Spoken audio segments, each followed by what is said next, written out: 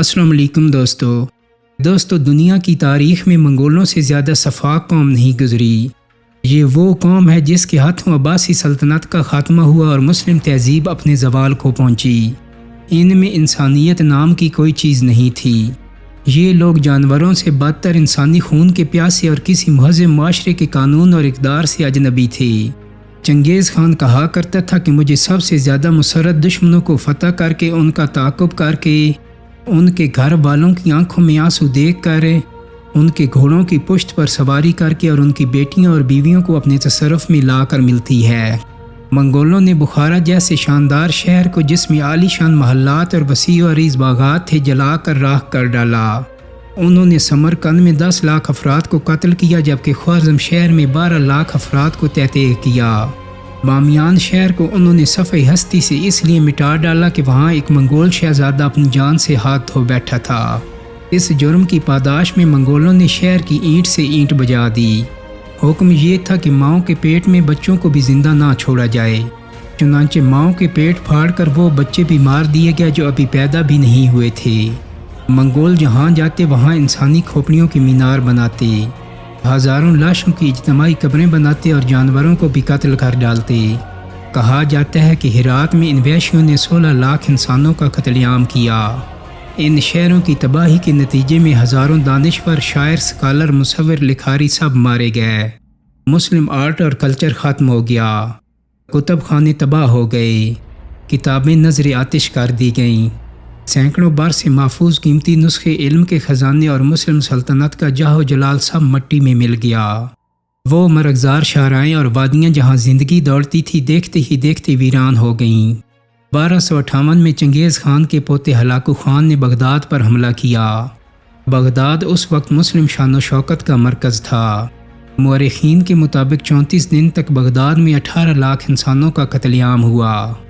Baghdad کی گلیوں میں خون کی ندیاں بہتی نظر آئیں اور دریا کا پانی بغدادیوں کے خون سے سرخ ہو گیا۔ معتصم باللہ جو اس سلطنت کا آخری حکمران تھا، اسے منگولوں نے گھوڑوں کے سموں تلے روند کر کچل دیا۔ دوستو، مورخین لکھتے ہیں کہ بغداد کی تباہی فقط ایک شہر کی تباہی نہیں تھی بلکہ اس ثانیہ کے دور رس سیاسی اور نفسیاتی اثرات مرتب ہوئے۔ خلیفہ کو مسلم امہ کا روحانی سربراہ سمجھا جاتا تھا اور بدترین دور میں بھی خلیفہ کو اتحاد کی علامت کے طور پر جانا جاتا تھا۔ بغداد اس وقت خلافت کا مرکز تھا۔ خلافت بھی ختم ہوئی، مرکز بھی تباہ ہوا اور خلیفہ کو ذلت آمیز شکست ہوئی۔ بغداد اس دور میں علم و ادب کا گہوارہ تھا۔ بغداد کی شکست و تباہی کے ساتھ سب کچھ ختم ہو گیا۔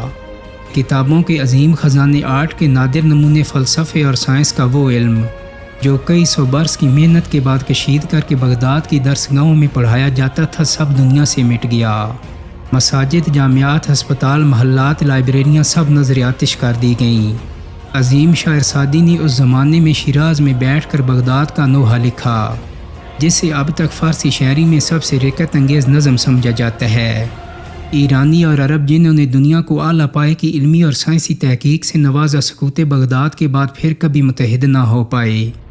عربی جو صدیوں تک ایران میں مذہب، سائنس اور فلسفے کی زبان رہی تھی اور تمام حکماء اور سائنسدان اسی زبان میں تحقیق کرتے تھے، سکوت بغداد کے بعد اس زبان کا اشتراک بھی تقریباً ختم ہو گیا، اور دوسری طرف سائنس اور فلسفے پر عربوں کی بالادستی کا عہد بھی تمام ہوا۔ دوستو، ایک ایسی شاندار سلطنت جہاں علم و حکمت کے چشمے پھوٹتے تھے، فلسفی اور حکماء مذہب اور خدا کے وجود پر بحث کرتے تھے، سائنس کی تحقیق جہاں اپنے عروج پر تھی، ادب و فن کے شاہکار جہاں تخلیق کیے جاتے تھے، آخر ایسا کیا ہوا کہ اسے منگولوں جیسی وحشی قوم نے نیست و نابود کر کے رکھ دیا؟ دوستو، اس سوال کا جواب ہم کسی اور ویڈیو میں تلاش کریں گے، لیکن وہی تاتاری جنہوں نے عباسی خلافت کو تباہ کیا، خود ان کی سلطنت زیادہ نہ چل سکی اور وہ صفحہ ہستی سے ایسے مٹے کہ دوبارہ کوئی نام لیوا ہی نہ ہوا۔ اس کے برعکس مسلمانوں کے کیس میں ایک معجزہ ہوا۔ بغداد جیسی عظیم تہذیب کی تباہی کے بعد کوئی سوچ بھی نہیں سکتا تھا کہ مسلمان دوبارہ کبھی عروج حاصل کر پائیں گے، مگر فقط 200-250 سال کے عرصے میں ہی سلطنت عثمانیہ کا عروج ہوا، جو یورپ سے لے کر افریقہ کے طول و عرض تک پھیلی۔ برصغیر میں مغلوں کی سلطنت بھی ایک علیحدہ مثال ہے۔ عربوں، ترکوں اور مغلوں کے زوال کی بے شمار وجوہات تلاش کی جا سکتی ہیں۔ ان سے شاید سبق بھی سیکھا جا سکتا ہے، مگر فقط اس حرام خوری سے کام نہیں چلایا جا سکتا کہ ساری مغربی دنیا ہماری ایجادات پر پل کر جوان ہوئی۔ یہ ہم ہی تھے جنہوں نے کیمرہ ایجاد کیا، جیومیٹری سکھائی اور فلکیات کی سائنس گوروں کو پڑھائی، ورنہ وہ نرے جاہل ہی رہتے۔ دوستو، مسلم دنیا کے علم سے اگر مغرب نے کچھ سیکھا تھا تو آج ہمیں بھی ان سے کچھ سیکھ لینے میں کوئی حرج نہیں۔ آج کی دنیا میں علم حاصل کرنا کچھ مشکل نہیں۔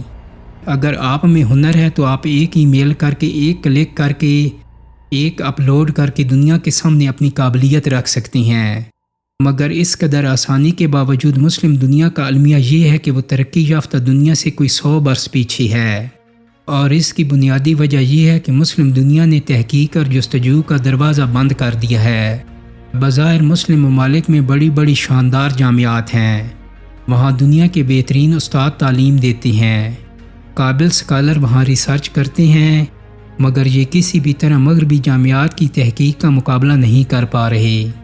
اکیلی اسٹینفورڈ یونیورسٹی کے نوبل انعام یافتگان کی تعداد پوری مسلم دنیا کے نوبل انعام یافتہ افراد سے زیادہ ہے۔ تحقیق اور تنقیدی شعور کو پروان چڑھانے کی آزادی ہی واحد طریقہ ہے جو مسلم دنیا کو اس زوال سے نکال سکتا ہے۔ دوستو، امید کرتا ہوں کہ میری آج کی ویڈیو آپ کو پسند آئی ہوگی۔ اگر ویڈیو اچھی لگی ہے تو اس کو لائک اور شیئر کر دیں۔